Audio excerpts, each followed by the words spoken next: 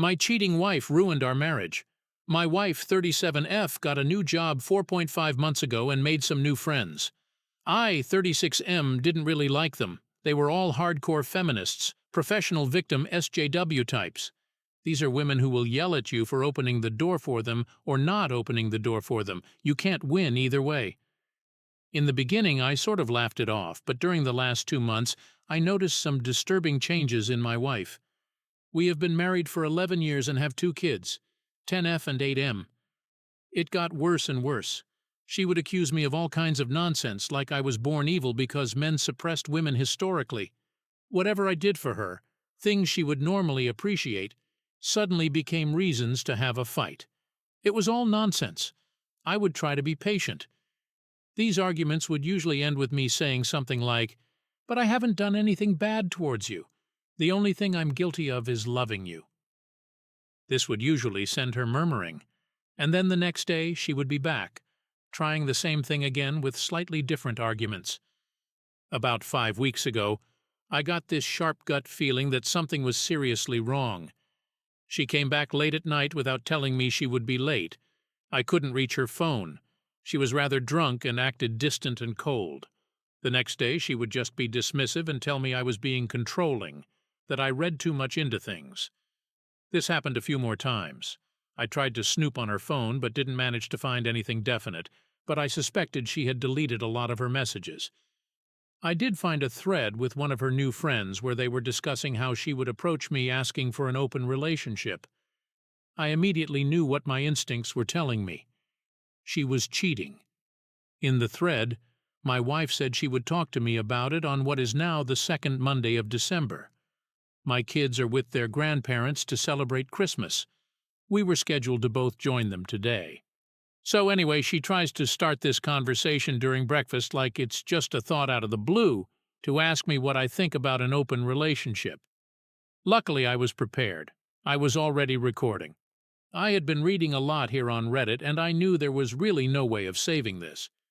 My best possible outcome is to get out of this with some sliver of pride and self-esteem intact.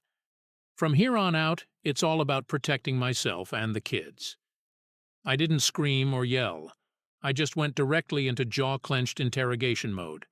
She was all cocky up until this point, but that evaporated immediately when she saw the look on my face. Me. Who is he? She. What do you mean? Tries to look innocent like she doesn't understand.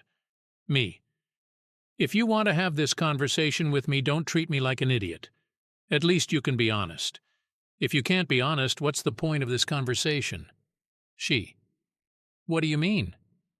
Me. If you lie to me now, we cannot have the discussion you want to have about our relationship. I can tell that you are hiding something. It's obvious. So who is the guy you are? Expletive. She. I am not. Me. Oh my God, it's more than one. She. Me. Don't just lie. You have just totally destroyed my trust in you. Either you are honest and we talk this through, or I divorce you. Our marriage ends right now. No arguments, no discussion, nothing. Just divorce. Do you understand? She. But, me. Say it. Do you understand? Do you understand that if you lie, I will divorce you? Say it. Do you understand that I already know a lot? I can read you like a book. If I catch you lying, we are over. Tell me you understand. She. I understand. She proceeds to tell me about 2 one-night stands while out with her friends. I ask about their names, if they are married, if she wore protection, etc. They are both married men with kids. Then she tells me she is planning to sleep with a colleague at work and that she intends to pursue this since it's good for her and that I don't have any right to control her. What the f... I ask about the colleague as well and get his name, his wife's name. He is married, but according to her, in an open relationship like she wants us to be. She continues that she will set me up with some of her friends. One of them is really keen, apparently. What in the actual F... I have seen this friend and I wouldn't touch her with a barge pole. I tell her I am not interested.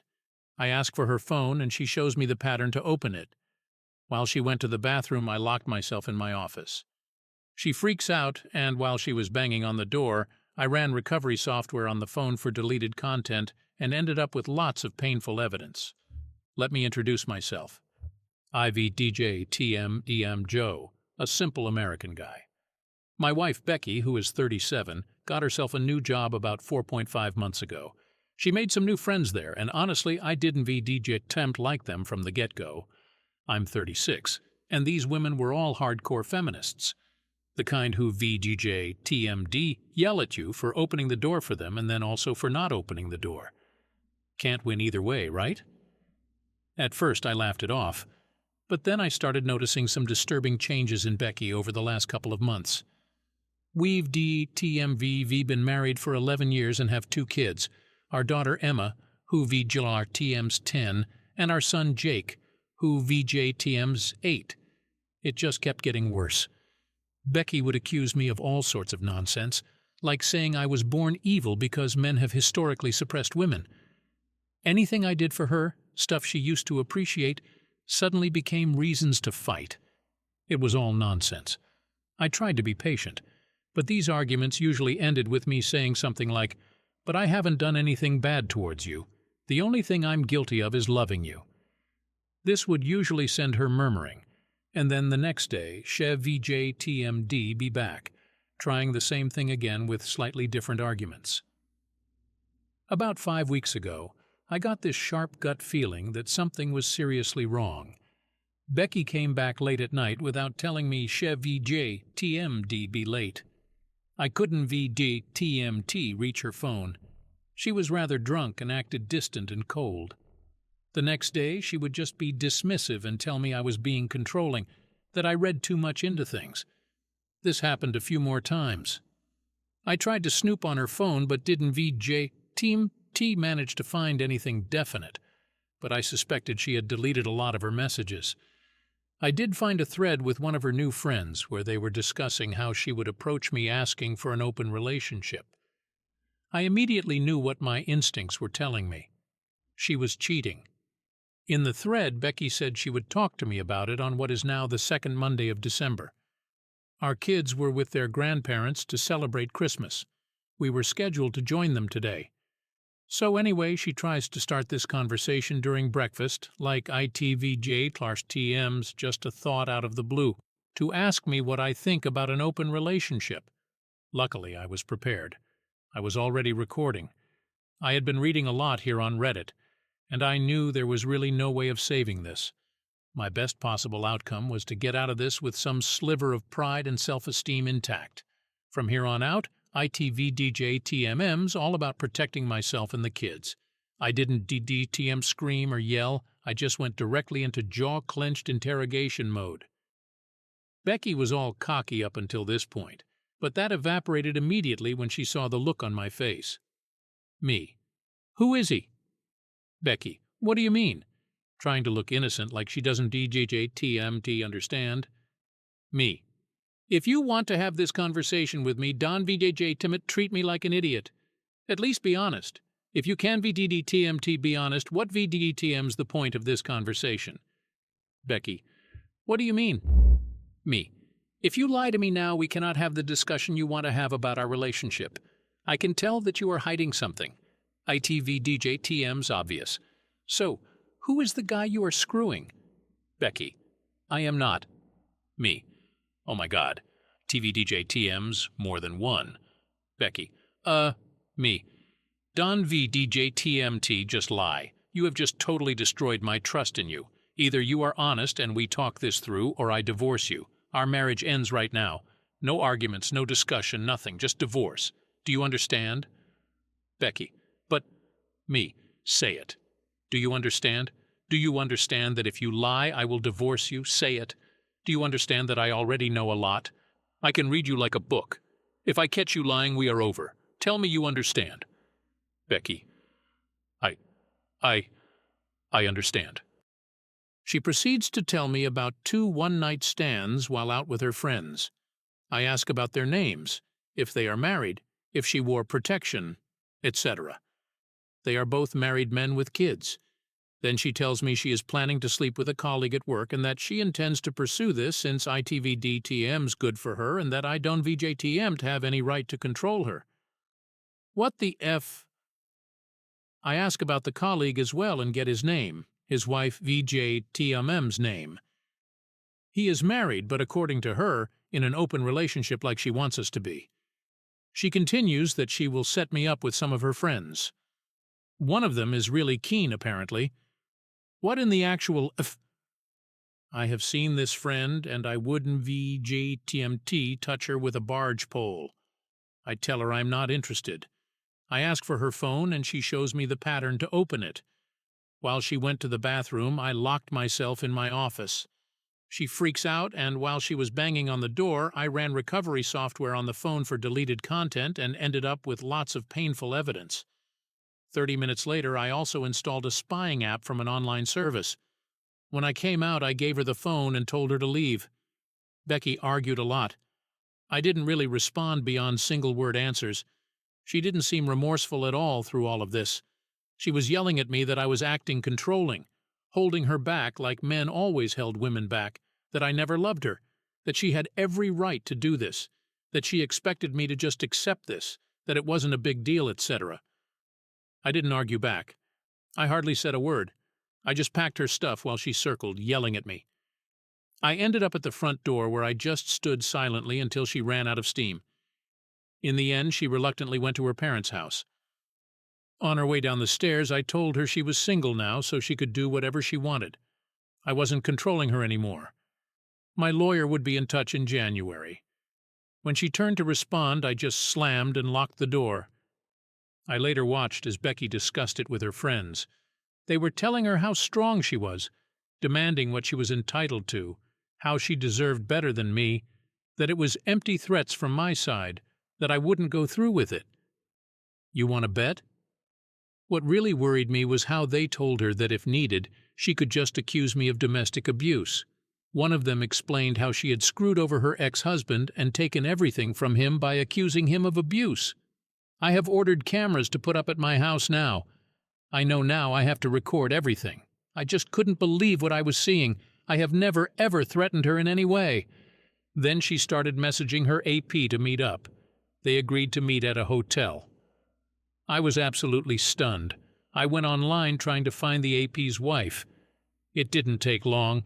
I got her to accept me as a friend on Facebook, and I told her everything, including the ongoing activity at the hotel. She thanked me and hung up. A few hours later, I got a video from her. She went to the motel and confronted them. From the screaming, this wasn't the first time her husband had cheated. "You effing **** hole. You do this to me again, to the kids again. I told you we were over if you ever did this again." She walked into the room and filmed Becky getting dressed on the edge of the bed. I threw up when I saw that the first time. The AP's wife slapped her and cursed her out. I sent a message to Becky telling her that I saw the video from the hotel and that I never want her near me ever again. It's like she sees our interaction as some sort of pissing competition where she, in her mind, is winning. She's totally delusional. I can't understand any of it. It's like she isn't connected to reality, like she doesn't really understand that we are divorcing. I logged on to Becky's family WhatsApp group and informed them that we are divorcing due to her infidelity. I thanked them for making me feel welcome and part of the family before disconnecting from the group. I have received a few calls and messages from her side, but I haven't read them or responded.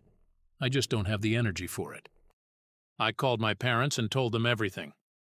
My father messaged Becky that she wouldn't be welcome for Christmas. I'm at my parents' now, and I have talked to my boss. He is giving me time off until mid-January to sort my things out. I've been monitoring Becky's increasingly frantic discussions with her new friends. I don't think it's dawned on Becky that she has lost her family, that her marriage is over, and that her new friends and her AP don't really give a damn about her. She has sent me many messages, and she showed up at my parents' house demanding to be allowed to celebrate Christmas with us. My father threatened to call the police if she didn't leave.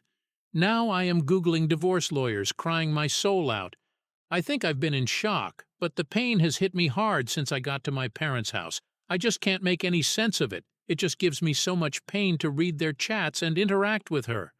I only responded twice to her messages. 1. Me. It doesn't matter what you say. I don't know who you are. You are not my wife. My wife would never destroy my heart and soul while smiling. We will get a divorce.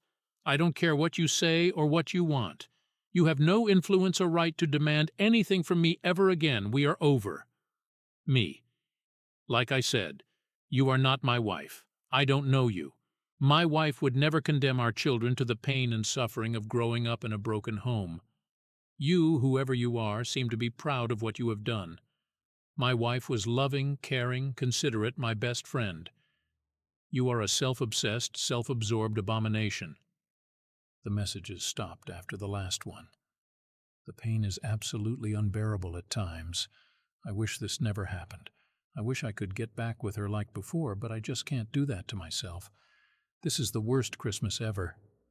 I couldn't help myself, but I explained to the kids that Mommy doesn't want to be a family anymore.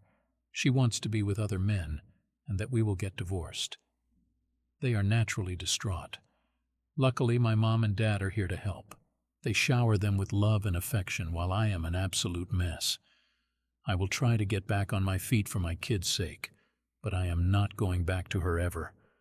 I wish I waited until after Christmas so I could get them straight into counseling. I don't know what happened.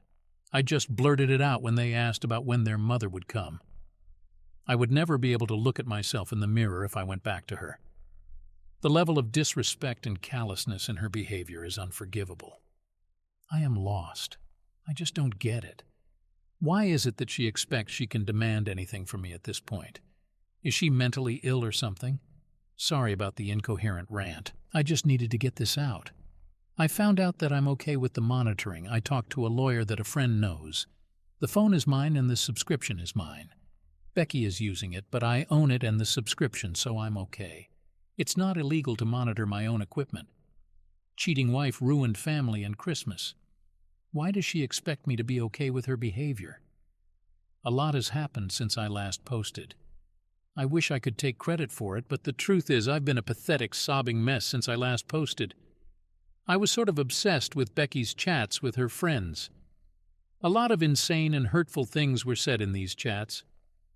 What got me in the end, though, was when my soon-to-be ex-wife described in very harsh language how her marriage and especially her children were a burden in her life. She said they had prevented her from being a successful woman, living up to her full potential. She described how I, as her husband, was an oppressive prick that held her back from living a good life. Her family was the reason she didn't have a successful career, loads of casual sex, etc. I just broke. I couldn't handle it. I spent the next 30-ish hours reading and rereading every line of emails and chats I had over and over and over again. On reflection, she didn't provide any details on how we actually were burdens or oppressors. It was just blanket statements, no examples or supporting arguments. In fact, I have never stopped her from doing anything. I pay for almost everything.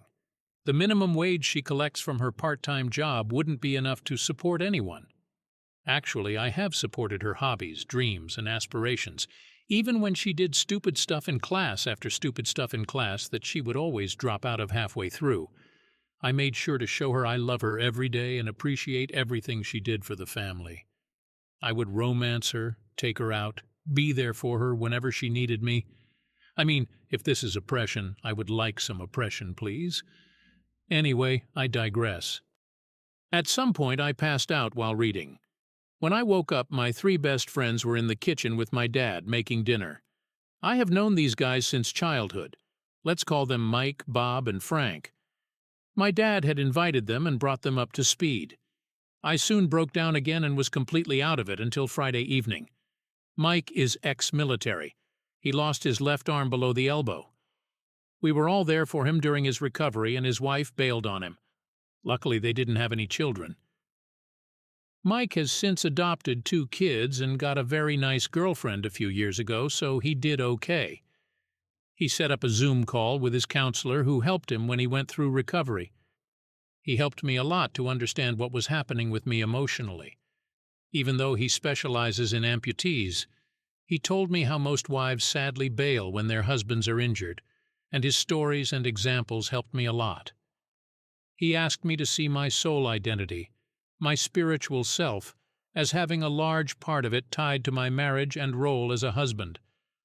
That part is dead now, and just like an amputee will suffer phantom pain in a missing limb, I will feel phantom pain from the dead part of my identity. We spent hours talking, and I've been steadily improving since.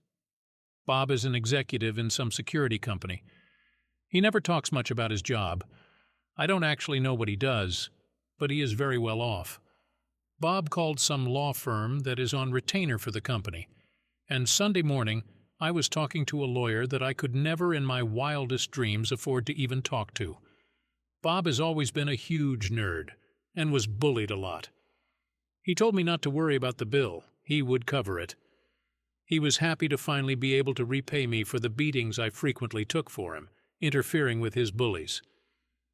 Frank is a teacher in a private school for kids and is married with 7 children. Yes, that's right, 7. My kids just love him and the rest of his family to death. Frank has been making sure my kids are okay and cared for while I get back on my feet and get my ducks in a row. Yesterday was a very hectic day. It started with STD screening early in the morning. The Big gave me chlamydia, another screening in 6 months. Oh. My self-pity party switched to pure effing anger when I found out. That's it for me. Gloves off. Full custom. I will give her nothing if I can get away with it. The lawyer managed to track down the ex-husband of Becky's feminist friend who bragged about how she screwed him over. It was apparently very easy via the court documents. I wouldn't even have thought about that. I talked to him on WhatsApp. He thanked me a lot but also told me about everything this harpy did to him. Now I know what to expect from Becky. It was sickening. I was ready for a fight after our chat. I am preparing for war. It was heartbreaking hearing how he had been homeless and how he hardly had seen his kids in 4 years, all based on his ex-wife's lies. I accept that I am at a disadvantage as a man in the court system. I will make sure I have tons of evidence. My lawyer suggested a preemptive strike via a restraining order due to her negative and aggressive comments about males in general, especially for our son's sake. Growing up in a household with an openly anti-male parental figure is obviously very damaging, so I'm going for full custody. I told the lawyer to go ahead. She expects Becky to be served the restraining order today. I had a call with Becky on Zoom. Keep in mind that she hasn't reached out to me at all since she showed up at the door to argue with my dad. She hasn't reached out to the kids or anyone else either, so it's not like she cares about any of us. The call was absolutely bizarre. She was all made up with massive cleavage. It was obvious she was trying to look her absolute best. I haven't seen her that dolled up for years. Throughout the entire conversation, she tried to bait me into a fight to get me angry. I managed to keep cool. My lawyer had told me what to ask for. Apparently, it's very positive if attempts are made for an amicable divorce prior to filing for a contested divorce. I was recording. I even told her I was. Becky didn't disappoint. She started out with this absurd statement about how there are 2 types of penises. One that is roughly the same size, whether it's erect or not, and the other type that shrinks and grows based on whether it's erect or not. What in the actual who opens a call with their husband like that? Then she mused about how she was looking forward to the end of the current restrictions so she could go out and investigate this more in person. I simply responded that I wasn't interested in her hobbies, that I was only interested in discussing our divorce. She got openly hostile when I didn't take the bait and get angry like she wanted. At one point, she told me she was going to the bathroom and muted herself. Then I watched as she conferred with her friends about what she could do with me. She cursed me out for nothing more than being a man several times throughout the call. I still had this strange feeling that she was seeing this as some form of game, that she was in control, and that I had no other option than to put up and shut up and give in to anything she wanted. We made 0 progress on our actual divorce, so I concluded, "Okay, fine. A contested divorce it is then. By the way, you gave me chlamydia, and unlike you, I haven't been sleeping with anyone else, so you better get yourself to the clinic." She just frowned at me like, "Yeah, right. I don't believe you." I seriously have no idea what is going on with her, and at this point I no longer care. I sent the recording to the lawyer, and she was shocked, to say the least. Everyone thinks my wife is insane at this point. Maybe she is. Since I own her phone and the subscription, I can actually use the chat logs as well in court. Turns out it's fully legal to monitor my own device as much as I want. After our call, there was frantic discussion between the harpies. But I could finally put it aside. I no longer care what they talk about. The lawyer is confident we will win this thing unless there is something I haven't told them about. So there we are. It still hurts, but I can treat it as phantom pain at this point. I have abandoned feeling sorry for myself, and I am going for the jugular. No prisoners. I need to protect myself and my kids. I am good. My kids will be fine. I will make sure they get therapy as much as they want. Becky will soon be a distant memory, and I will start building a new, better life. Found out today that she knew about the chlamydia and got treatment but didn't tell me. F. She was joking and laughing with her new friends about it. F. Cheating wife ruined family and Christmas. Why does she expect me to be okay with her behavior? I get a lot of feedback like I am strong or winning in some way or somehow getting out on top. Rereading my posts, I can see that my anger towards the situation filters through, and I could seem fine and sure of myself. The truth is, I am not. I wish this never happened. I wish my family was still intact, and that I had a long, lazy, comfortable life ahead of me with Becky as the kids grow and start their own lives. No one is the winner here. Becky has gone off the rails, and the entire train is burning in the ditch. I don't know what is wrong with her.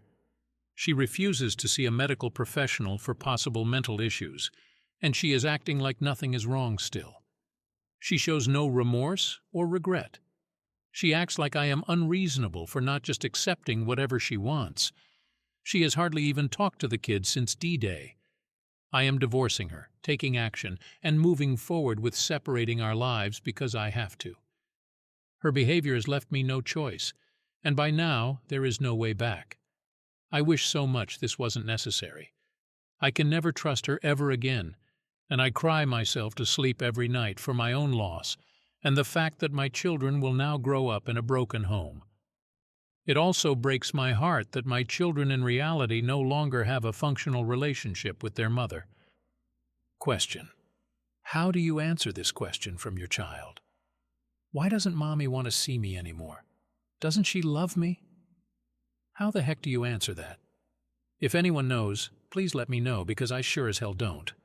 Every day I wake up and tell myself that my heart is already smashed into so many broken pieces that it can't possibly break anymore, only to be proven wrong all day, every day. Becky still doesn't know that I can monitor her communications, or she doesn't care. She is 100% convinced that I will never leave her and that my reaction to her behavior is totally unjustified. She keeps talking badly to her friends about me, our marriage, and our children. I don't understand why she hates us so much. We haven't done any of the things she accuses us of doing to her friends. As I mentioned before, my lawyer won a temporary restraining order against her. There was a hearing yesterday morning, and since there were no new direct threats, it wasn't extended. My lawyer suggested using the fact that she knowingly infected me as a threat to try to get her to agree to an undisputed divorce. I wish we could separate in a reasonable process. I hate the fact that I have to see her as the enemy and always assume the worst possible outcome. If she wanted to leave me, I would be able to live with that, but why force me into this extremely adversarial process? Why does she do her best to hurt the people that used to love her as much as possible in the process? What possible gains can she have from this? I would appreciate any insight on this. It just doesn't make any sense to me. If I go to court, I will probably have to pay her a lump sum for the equity in our house, etc. I will probably not be liable for alimony, and since she doesn't show any interest in the kids, I'm hopeful I will win custody of them if it goes to court. Anyway, my lawyer suggested we try to get her agreement for an amicable divorce. I agreed, and we will meet with Becky and her representative, hopefully this week. The ex-husband that was defrauded by the lying harpy spent New Year's Eve with me and the kids. The injustice of the justice system against fathers is just incredible. Now I have no delusions of receiving a fair process if we go to court. His ex lied her head off, and the court just took it as fact, no proof whatsoever. He has hardly seen his children since. He has been forced to pay unreasonable amounts of alimony and child support, and it's pretty much broken him. He has been contemplating ending things permanently. With the new evidence he gets from me, he has renewed hope. We both talk to my lawyer. She suggests he sits on the evidence until the meeting with Becky and her counsel. If he takes action now, it will show our hand that we have access to all their communications. My lawyer's goal is to divorce me and Becky as soon as possible, as smoothly as possible. Right now, I just hope I can get away from her. If she decides to fight, it can drag on for a long, long time. It's stressing me out. I just need to get free. I will post an update if I get a meeting or if we go directly to a disputed process in court. Cheating wife, ruined family, and Christmas. Why does she expect me to be okay with her behavior? Sadly, the bizarre situation continues. The meeting with my lawyer and Becky was yesterday afternoon. She showed up 30 minutes late. She didn't bring a lawyer and claims she doesn't have or need one. Instead, she brought one of her new harpy friends. My lawyer had given me very strict instructions on how to behave. I was not to react to anything they said in a negative way. If they addressed me, I was to respond in a non-confrontational manner or positively if I could. If my lawyer put both of her hands flat on the table, I needed to keep my mouth completely shut. So they showed up late. No masks, of course. The harpy tried to insult me and wind me up in any way she could think of, and Becky did the same. My lawyer was trying to get the discussion going on the subject at hand, our divorce, but they were just joking around. They laughed at their own insults towards me a lot. It was cringeworthy to watch. It's clear now that Becky still believes this is all a ruse, that there is no way I can divorce her. In her mind, only she can divorce me, and only if she wants to. If she does, she believes she will get everything. I just sat there thinking, what the is going on? I didn't actually say anything of substance. I only responded a few times with things like, "Yes, you are probably right," or "I really don't know." Finally, they ran out of steam. My lawyer got the word in and started putting forward the proposed settlement for an amicable divorce. One of the first things she said was that I was willing to be generous for a quick, peaceful resolution and would pay her a large lump sum of $60K for the equity in the house, investments, etc. My lawyer didn't even finish this sentence before Becky got all excited, together with her harpy friend, nudged on by the horrific-looking harpy next to her. Becky wanted to know where to sign. My lawyer asked several times if Becky didn't want to go over the rest of the agreement first, but no, Becky wanted to sign right away. She started talking about when she could expect to receive the money, and that they needed to get to the pub. So my lawyer called someone in, whispered something to them, and there was a flurry of activity. An older woman asked for our identity documents, and we were asked to sign 2 copies.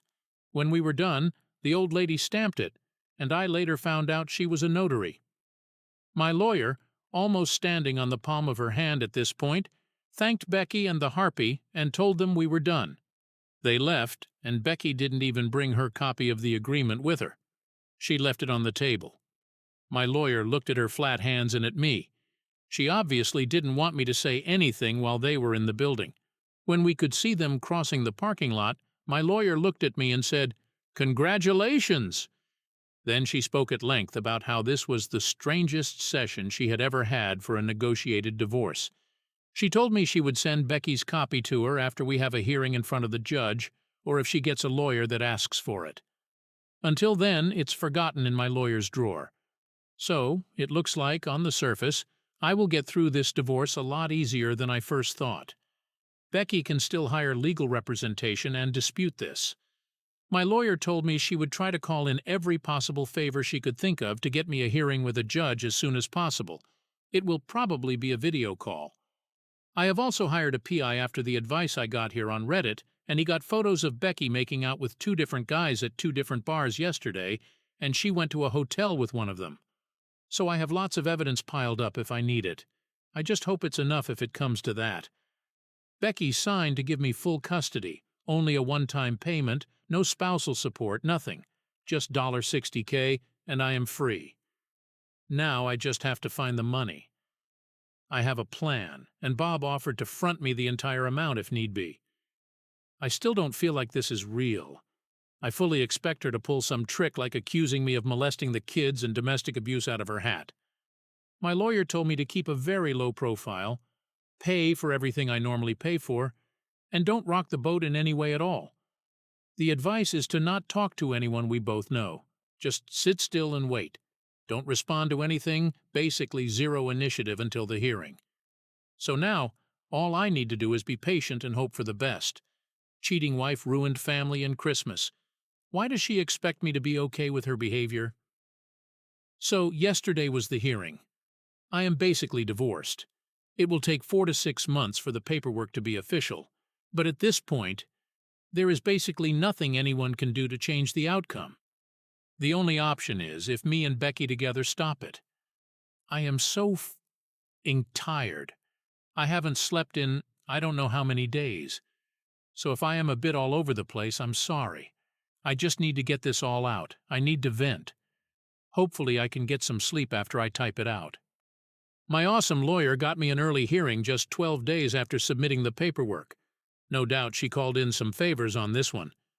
I am getting off track. From the weekend up until today, it has been insane.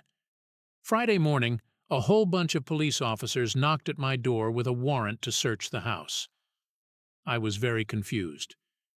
I was worried about the kids, so I asked if I could bring the kids outside while they did their search.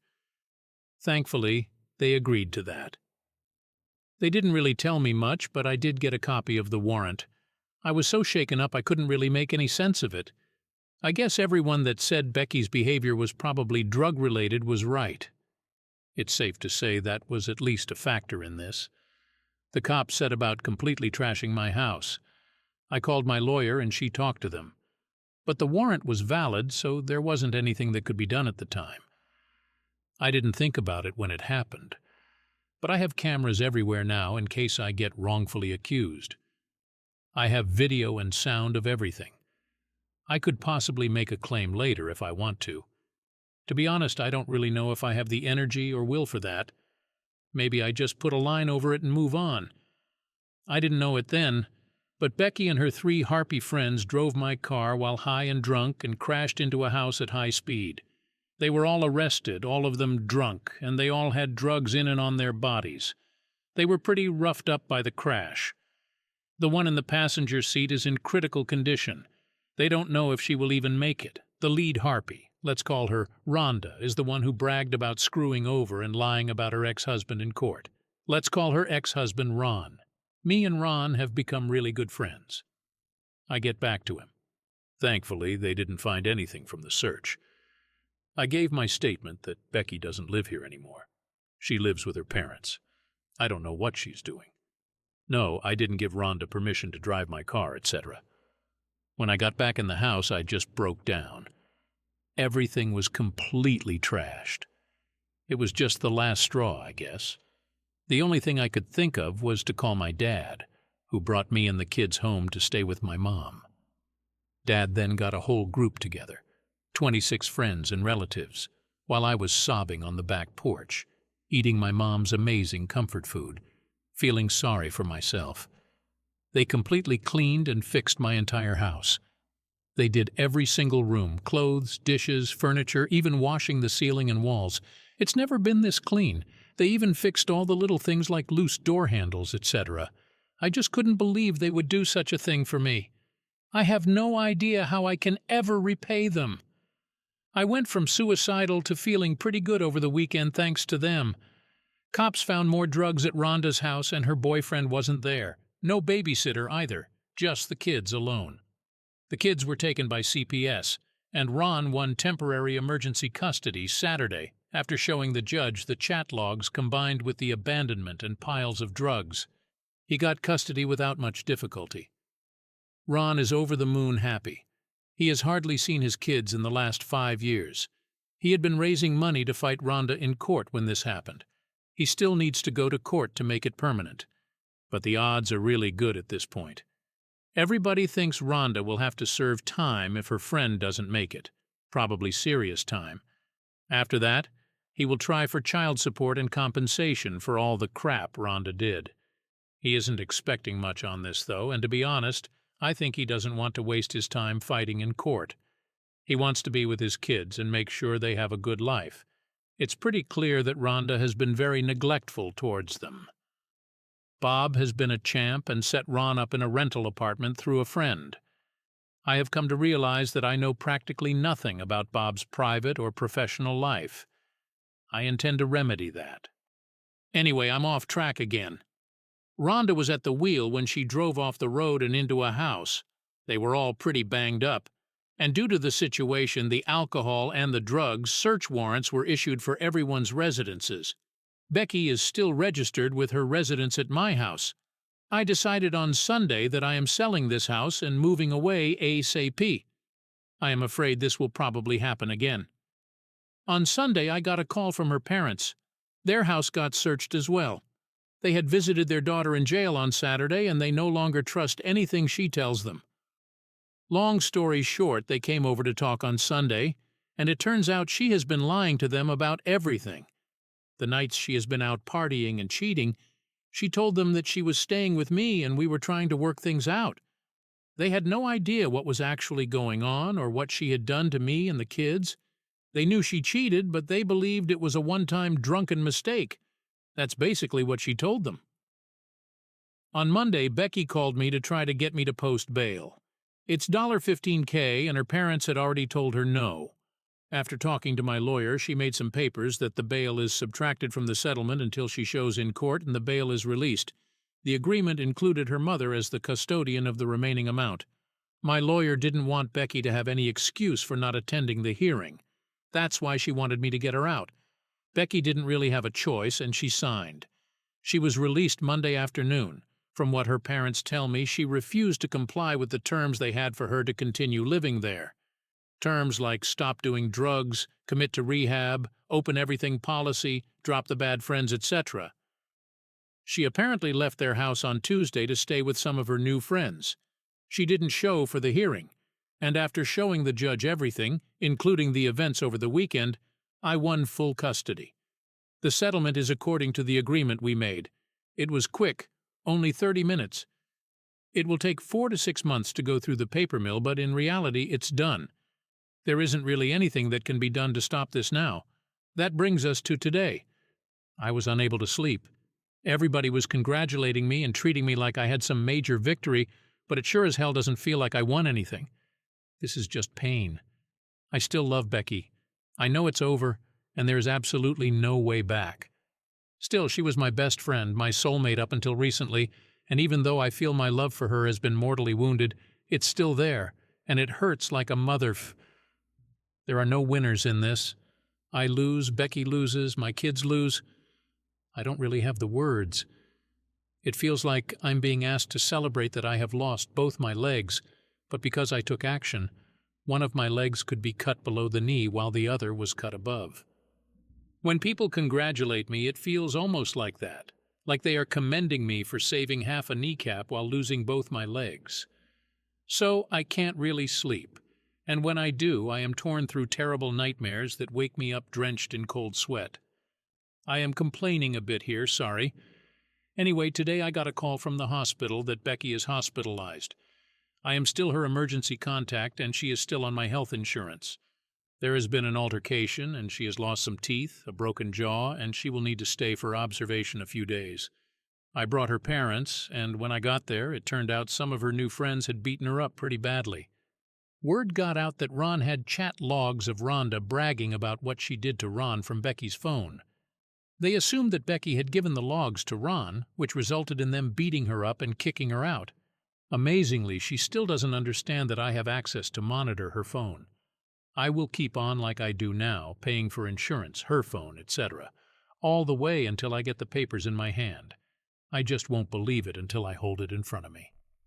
She has nothing now. She asked if she could move back home, and I simply told her, no way in hell. Her mother isn't giving her a single penny unless she gets clean and stays clean for at least 1 year. They offered her to live with them on the previous strict terms. If she doesn't accept, I don't see how she will manage. It's the first time I have seen any form of regret from her since this started, but I think it's regret that she can no longer continue with her craziness. She did say, "I am sorry I ruined everything," but I don't think it's genuine. She hardly looked me in the eyes while I was there. It hurt seeing her like this. I felt like I wanted to protect her, but she is an adult. Her behavior is dangerous and erratic, and I need to protect my kids. Apart from that, she didn't ask about the hearing. She didn't ask about the condition of her critically injured friend. She basically just sat there, seemingly irritated. I still don't understand this. She has lost everything. She has destroyed her family and caused a lot of pain for a lot of people. And for what? A buzz and some random sex? I am going completely no contact until she has been clean for a long time. I just can't deal with all this craziness. Cheating wife, ruined family, and Christmas. Why does she expect me to be okay with her behavior? So a lot of people PM'd me for an update. I was going to post one yesterday, but I just didn't have the energy. I am kind of depressed and very, very tired. I hardly ever sleep, and when I do, I am plagued by nightmares. The good news is the kids are doing better. My dad is a champ. I don't know what I would do without him. We went to his cabin to ski a bit this weekend, me, him, and the kids. It was great. I have basically no contact with Becky. I did talk to one of her harpy friends, the one that was in critical condition. She woke up, but she is in terrible shape. I talked to her nurse, and she was sad that no one had bothered to look in on her while she was there. They had contacted her family, and they had just refused to see her. I am worried the people that beat up Becky will come for me and the kids, so I asked via the nurse if I could talk to her, and she agreed. I know I shouldn't, but I felt I needed to ask her about what had happened since Becky started working with them. She started off asking me if I wanted a BJ for $1.20, so that wasn't awkward at all. I offered her $1.50 in exchange for information instead. The harpy friends are all hardcore drug users and addicts. Rhonda dragged Becky into their group against the wishes of the other two and convinced her to try drugs and party with them. They sold sexual favors to get money for drugs.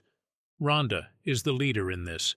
They all preach this strong feminist my own body stuff, but as she put it, it's all bullshit to protect our own imagined egos. What we really do is prostitute ourselves for money to buy drugs. Becky bought into the bullshit first, and it didn't take long until she was addicted just like the rest of them. Once she was hooked, she eventually started selling sex to pay for drugs. Not easy hearing that the person you loved more than anything turned herself into a whore to meet her drug addiction. It makes sense why all she wanted was the money now. From what she tells me, it's mainly meth. No one has visited her because she has stolen, cheated, abused, and lied to everyone in her life, and no one wants anything to do with her. She told me without even blinking how sad she was that she survived. She has zero hope for the future, and she looks like walking death without her makeup. It was painful. I was devastated just listening to her. I cried a lot for Becky's sake. I'm not excusing her. She made the choice to play with this shit, and she lost. Now she will pay the price. She also told me all about the guys that beat up Becky. I'll get back to this later. Rhonda has been charged with death threats, resisting arrest, drug possession, prostitution, drug trafficking, child abuse and neglect, DUI, property damage, and auto theft. She has been denied bail as a flight risk. She will probably go away for a while, at least I hope she will. Before I go on, I would like to thank those of you who reached out with experience dealing with addicts. Many warned me that Becky might try to end herself now that the walls are closing in. You were right. She tried to deliberately OD. I had talked to her father about it beforehand, that there was a high chance she might try something. We decided to try to monitor her closely. Luckily, she still doesn't know that I have live information from her mobile. While we were at the cabin on Saturday, I got a message from her. It reads like a suicide note. She tells me about the addiction, the prostitution, how she let everybody down, that she will do the only thing she can do, etc. I immediately called her dad, and because I have the mobile monitor, I also have her location. Her father rushes out and finds her unconscious on a park bench. She was immediately taken to the hospital and pumped. She was also very hypothermic. I dread to think of what would have happened if he had arrived just a little later. They have her on methadone for now.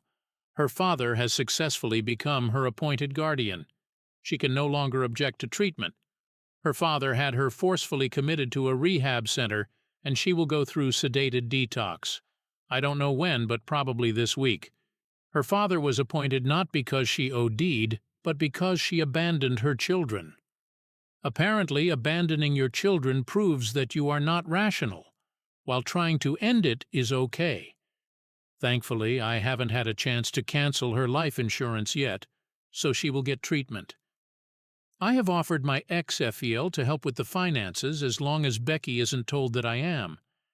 I've been very scared that the guys who beat up Becky were going to come after me and the kids. Remember, Ron presented chat logs in court that they believe Becky gave to Ron. I talked to Ron about it, and he decided that he would fix this since he benefited from the disclosure.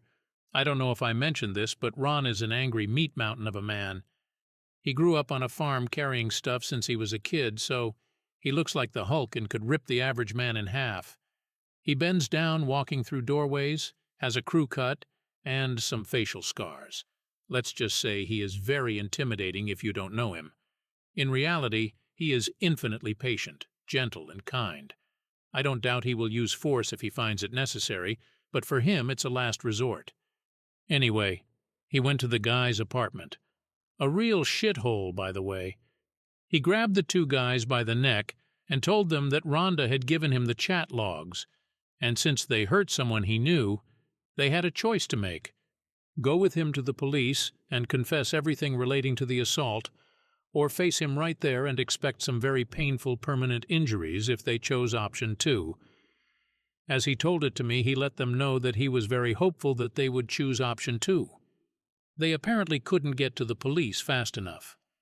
Needless to say, I no longer worry about them. I have found a new apartment, and I will be moving soon. Bob once again came through. All in all, I'm very depressed. This is heavy on my soul. What keeps me going is my friends and family, and I know I need to stay strong for the kids. My heart breaks for Becky. Despite everything, I don't regret marrying her. I still love her, but I know we can never be back together. She isn't the person she used to be, and there is just too much pain between us. Despite all the pain recently, we had a very good life before that. I wouldn't have my children if it wasn't for her, and I wouldn't give them up for anything. I know it's going to hurt for a long time. I hope I am strong enough to get through it. Strangely enough, news of Becky's addiction has helped my kids deal with it. It's much easier to talk about how Mom is sick, and it's going to take a long time for her to get well. She still loves them, etc., etc. Right now, I am sad and tired. Ron is here with his kids. We are going to watch Madagascar 3, I think. I am trying to make as many good new memories as possible. Ron is doing the same, and his and my kids look like they are doing a lot better now. I think we will be okay. Thank you everyone for all your help. This will be my last post here, I think. Cheating wife, ruined family, and Christmas. Why does she expect me to be okay with her behavior? Becky passed away, OD'd while in rehab. We don't know how she even got the drugs. She must have taken them while inside somehow, but no one actually knows how. One doctor speculates that she swallowed a bag or something and that it burst. I won't be posting anymore or answering comments. Thank you to everyone who provided helpful suggestions and comments.